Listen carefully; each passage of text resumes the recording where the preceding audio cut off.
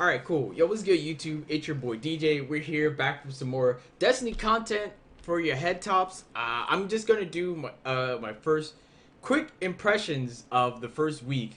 I said first twice. First week of Destiny. Season of the Seraph. And again, this is gonna be like just super quick, my thoughts, because it's been a fairly interesting week for Destiny, especially in the new content that is dropping.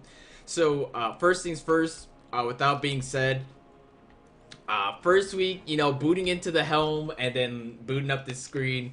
If you haven't watched Glad's video on the seasonal progression and all this stuff, you should go check it out.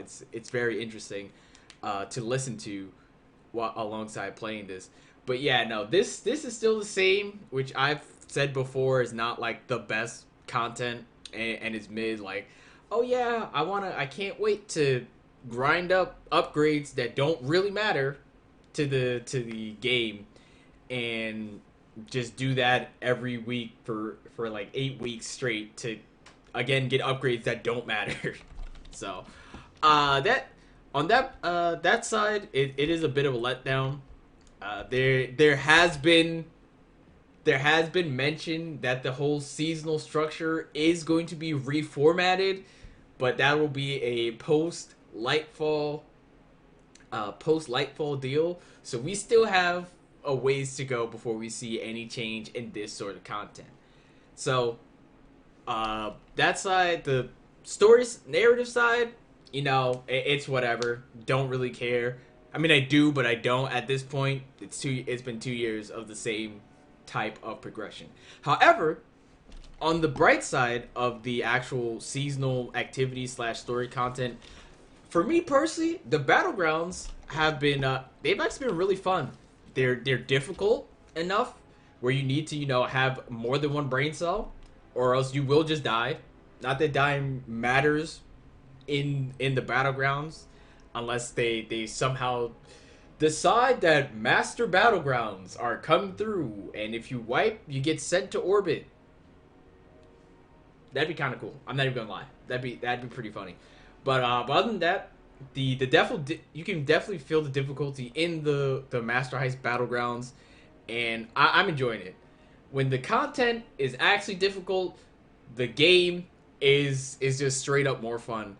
I'll admit to you, I actually burned myself out on the first day because I booted the game up at 1 o'clock after I recorded that first week of just content and whatnot, and I straight up played this game for 10 hours. I played from like 1 in the afternoon to about 11, maybe 11:30 at night. And the next day, I booted up the game to keep going and grinding, and I lost all motivation to play this game. I lost every inkling of motivation to play this game. I even uninstalled the game. I won't lie to you. I straight up uninstalled the game on that Wednesday, and then I reinstalled it on I reinstalled it Friday morning because I wanted to be I wanted to have the game installed for the dungeon. I wanted to actually experience the new dungeon, its new content, and I'm a dungeon man. I love dungeons in this game. So I will say, after those 2 days break, Wednesday and Thursday, to come back Friday, it was pretty much late Friday because there were still error codes on Friday that brought down the different systems for the game, which was kind of I'm not gonna say it's annoying. It was a inconvenience is mostly what it was. But once the game like settled and all the API stuff got disabled for the weekend, when we actually jumped into the dungeon, I soloed most of the dungeon content up until the final boss, and I grouped up fire team members, beat it on Saturday.